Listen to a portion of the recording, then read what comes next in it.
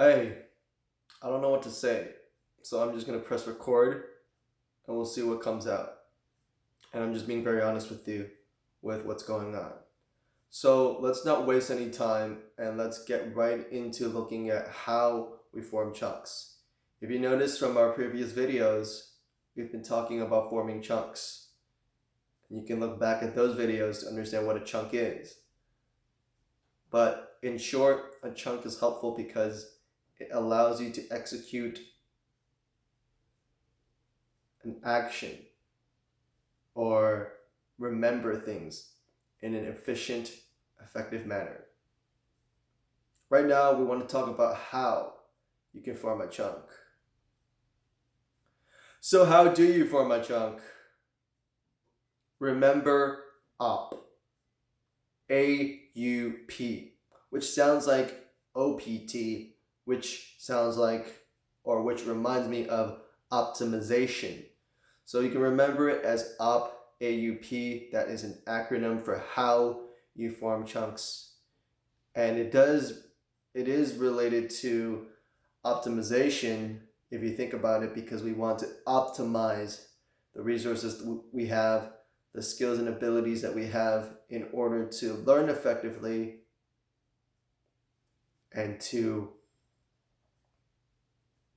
do great things and contribute to the world and love.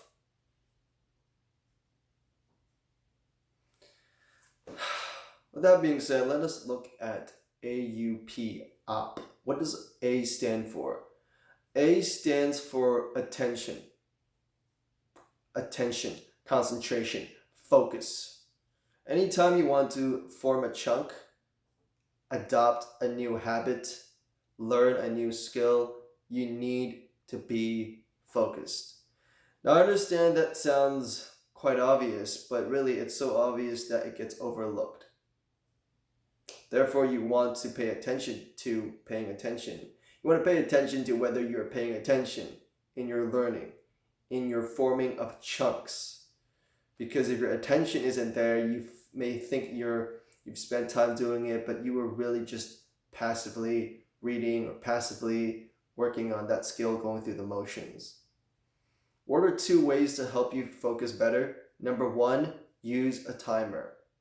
A Pomodoro timer, as they call it. Just fancy name for putting a timer on for 25 minutes, and for that period of time, you work. Try to forget about everything else and just focus on the task in front of you and fully engage with that. And then when the timer goes on, 5 minutes, take a 5-minute break, during which you just think about other things, you use a washer, whatever you want to do in those 5 minutes or 10 minutes, whatever the case may be. And then you go back with another session. You repeat that. Now, what you'll notice is that slowly,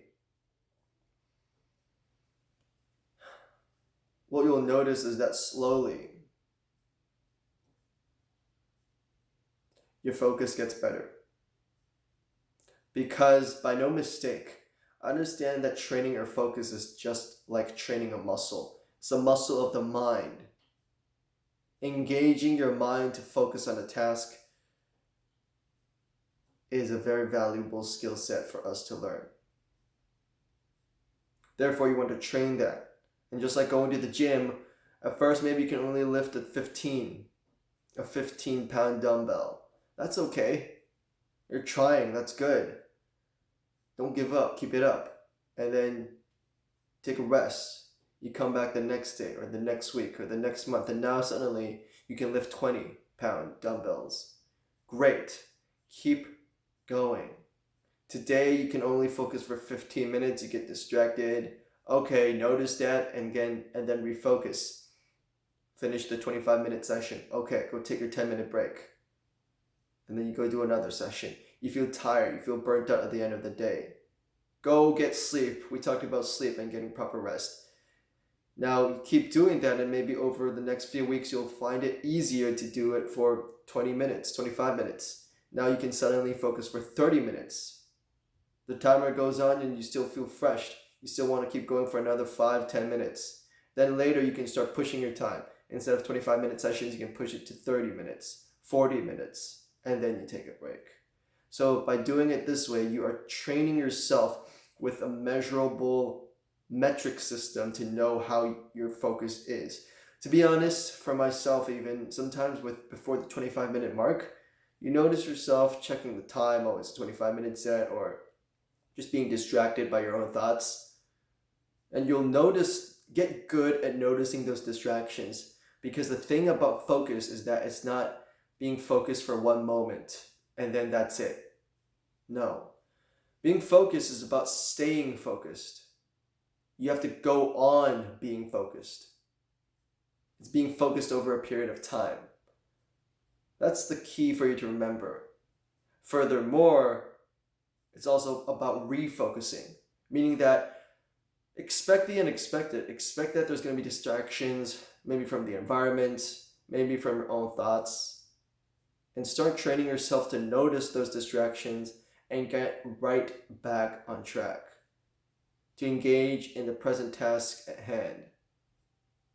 So get good at staying focused, sustaining that continuous focus, and also get good at noticing distractions and then refocusing back on the task. Those are valuable skills. Therefore, we said one of the ways to help you do that is the timer. But also, the second thing I want to encourage you to do is to keep track of your focus. Literally, don't just measure yourself on how much information you learned this session, or are you getting better at your skill set, whether it be playing the piano, doing your sport, getting better at your jump shot, whatever it may be. Have another category of measurement, that is your focus. Track your focus. And one way I could recommend you to track your focus is having a counter.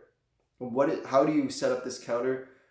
The counter is, after the session, you look back on the session and you say, how many times was I distracted? That's the first number you want to put down. And then the second number you want to put down is, of the times that I was distracted, how many times did I get right back on the track? How many times did I get right back on track and focus on the activity that I should be engaged in? Versus how many times was I just distracted? Or sometimes you notice the distraction, but you let yourself indulge in that distraction. You follow that distraction. It's that common saying that you might have heard before. You can't stop birds from flying over your head, but you can stop them. You cannot allow them to make a nest over your head. Meaning, do your best to set up the environment, do your best to focus, but just again, expect that there's going to be distractions. Expect the unexpected. And when they do appear, be prepared to turn away from that distraction, to not follow it, and instead to overcome that by focusing back on what's right and doing that. Independent of your emotions, because your emotions may want to say, keep following the distraction, because that will alleviate the pain, the discomfort of focus on the task. You got to make a choice. You got to make a choice beforehand. You got to know, you got to be committed, and you have to understand your motivation as well. That's something we could talk about another time. Knowing your motivation and really thinking back to why you're doing what you do in those tough moments so that you can re-engage. What have we said so far? We've talked about focus. And in talking about focus, I kid you not, this is the first time I looked at the timer, 9 minutes. That felt like, well, it didn't feel like anything. It just felt like I was really here because I wasn't aware of the time. I noticed I said these were supposed to be 5-minute videos. So today we just talked about up. Only the first part of up, the A, attention. And I gave you 2 ways, using a Pomodoro timer, timing yourself, and using a counter. Basically having a way of measurement for your focus. Looking at how many times you lost focus, but more importantly, of course, we hope that number goes down. the number of times that you lose focus, we hope that number goes down over time. But for now, or I should say even in the long run, the more important number is of the times that of the times you lost focus, that you were distracted, that something appeared. How did you respond to those distractions? Did you refocus? Or did you indulge and follow the distraction, thus procrastinating, thus not having a productive session? That's what we want to talk about today. The A of op, which reminds us of optimization.